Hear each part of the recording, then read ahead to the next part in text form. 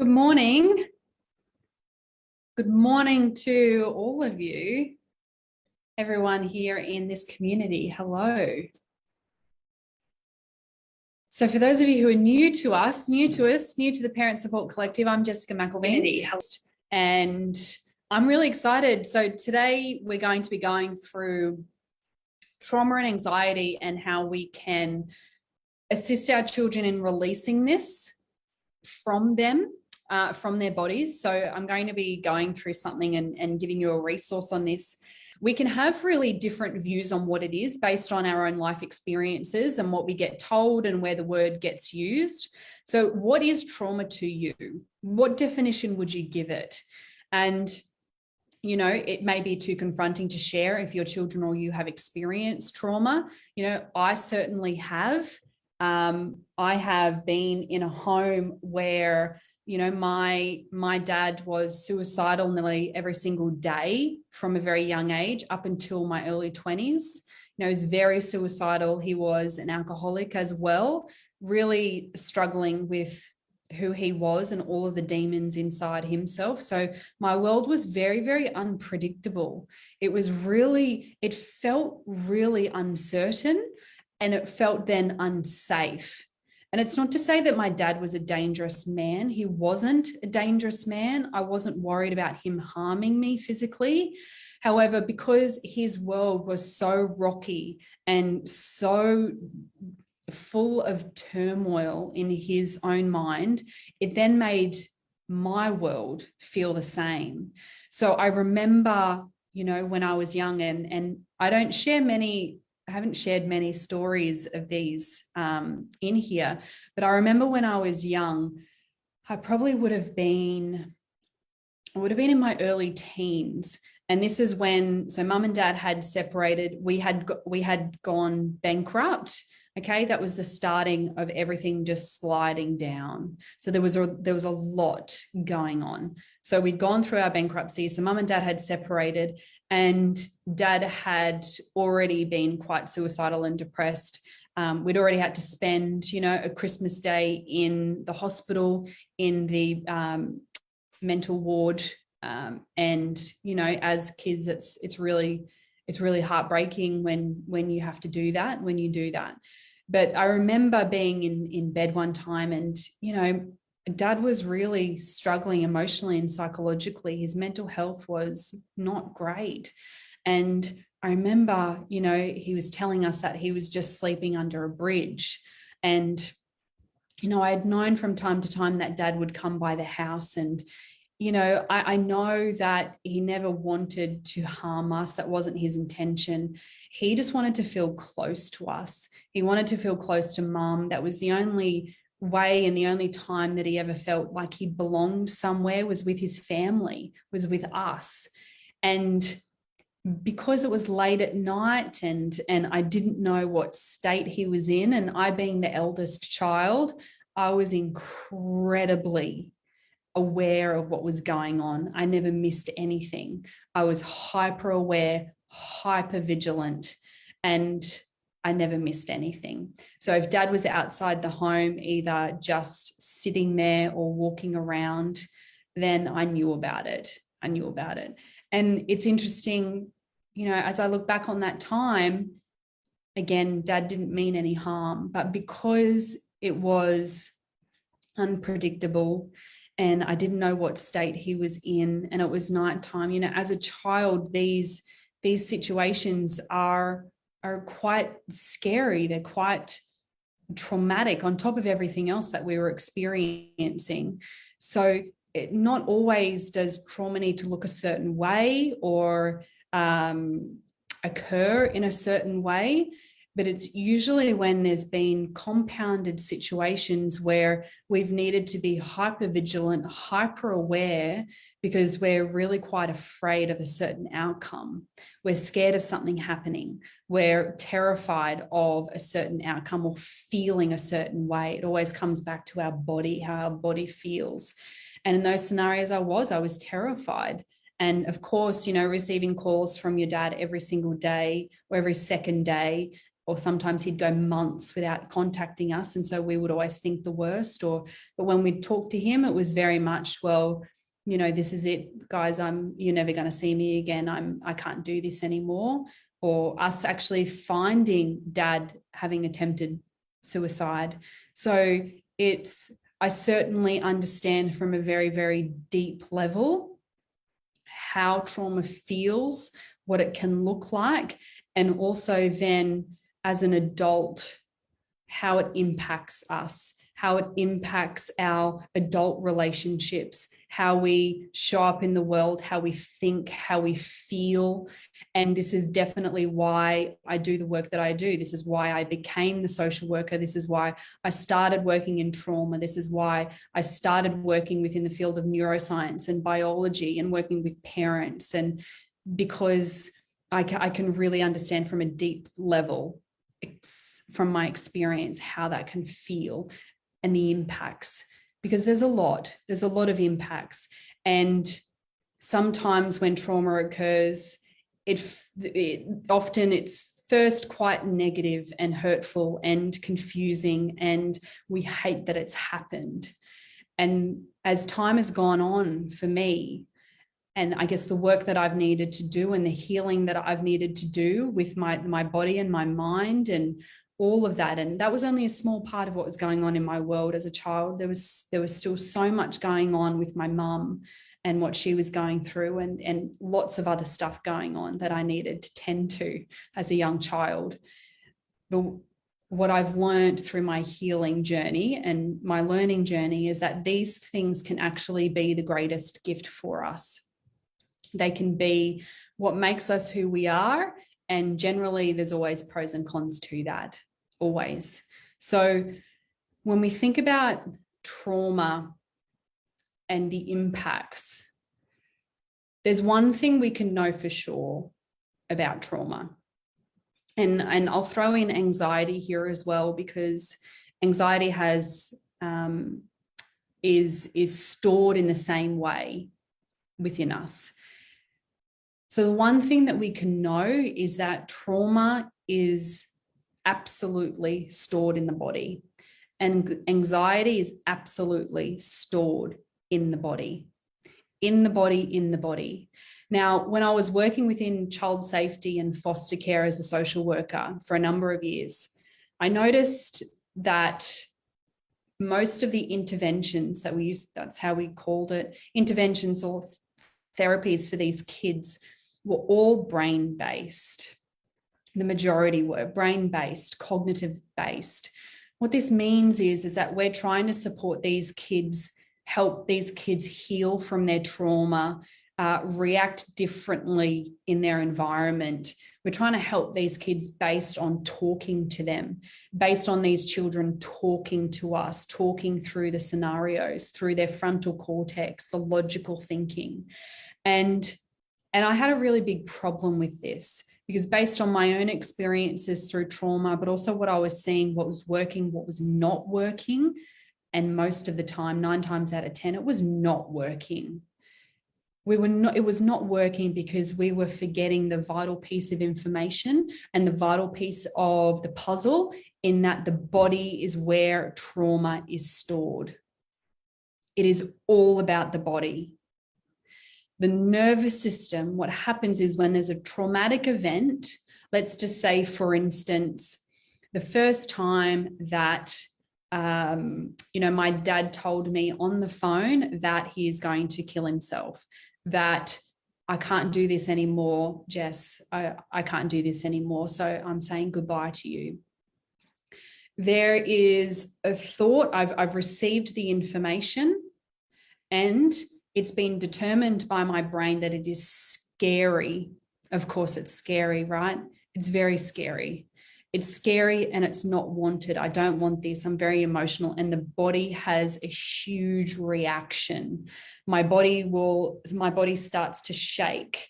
My heart starts to race. My belly feels sick with fear and anxiety. My whole body becomes hot.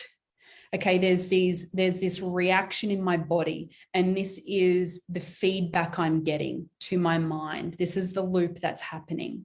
So from that moment, I've imprinted, my brain and my body has imprinted that scenario was so unpleasant and scary. It was horrendous. Do everything you can to avoid that from this day forward. That's what decision was made. And that is what happens in any traumatic event. The event will occur. The body will have this huge reaction, and the mind will make a decision. Do everything you can to avoid that from happening ever again, whatever it is. And it doesn't always need to be a healthy choice or a healthy way of doing it. Sometimes it's very unhealthy. And that's why we have alcoholics. And that's why we have drug addicts. That's why we have shopaholics sometimes, to avoid that traumatic response. So then, let's say for me, for example, I've now made a decision. I never want to feel that again. So what do I need to do? Well, to ensure that my dad never says that to me again, to ensure that he starts to feel better and less depressed and less suicidal, I need to help him. I need to save him. I need to fix him. I need to find him. I need to call him every day and be his therapist. I need to make sure that I do everything in my power to save him completely. So that was what I did every day of my life. That was my commitment. That's what I did. And this decision was made on every other traumatic event that I dealt with as well. And for you maybe, and for your kids. So you make a decision. Now what happens is we can't avoid these things from happening usually. We cannot avoid. And there's always this fear that you'll feel that feeling again. And generally we do. Generally we do, because there'll be another scenario that triggers the same response. So for example, and this is how child development works, and this is what we go through with our clients a lot of the time, because this has great impacts. Because I'm a child and I'm still developing, what happens is that fear of losing somebody I love and not saving them, obviously, when it's our mum and our dad, it takes on a whole new level of meaning. But now it becomes, as I start to get older, losing people I love. As I'm now a teenager, as I'm now an adult, it now becomes I'm triggered when there's a possibility of losing somebody that I love. So, of course, then, because I've had this great fear and this traumatic event, constant traumatic events in my childhood, they get triggered throughout my world and in my adulthood. They constantly get triggered. They can't not, because it's been imprinted in my body. It's been imprinted in my warning system, in my brain. It's been imprinted. So until then, as an adult, and I didn't start working through this until my late 20s, when I turned 30. I'm 34 now. So my late 20s were really a big time of healing for me. So until then, I could actually tap into my body and the bodily sensations of fear and trauma. I will never stop this trigger from happening. Never, ever, ever. It will never stop impacting me until the day that I die. So what did I need to do? Well, yes, I did turn to yoga and meditation initially. They are a fabulous way of tapping into your body. And this is why then I left social work and I started my first company, which was Kids Yoga Therapy, which was doing yoga therapy and meditative practices with children that have experienced trauma and children with special needs. Because if we miss the body, if we don't tap into the body when there's been trauma or when there's severe anxiety, we will never, ever see anything different. The body is where the trauma is stored. So The reason why we get into the body and how it works is that, remembering how I said that my body had the reaction. I had all of these sensations, the heat, the fast heart rate, the sick stomach, all of those different things. I made a decision that that was horrendous. So until I can alter my relationship with that reaction, with that feeling, I will forever be at the mercy of my triggers. I will forever be at the mercy of my environment, the people around me, the scenarios around me that will continue to trigger me. I will be in the victim mode, the victim seat forever. So I needed to alter my relationship to those sensations, to the sick feeling, to the fast heart rate, to the heat, to the fear. All of these bodily reactions, I needed to alter the relationship.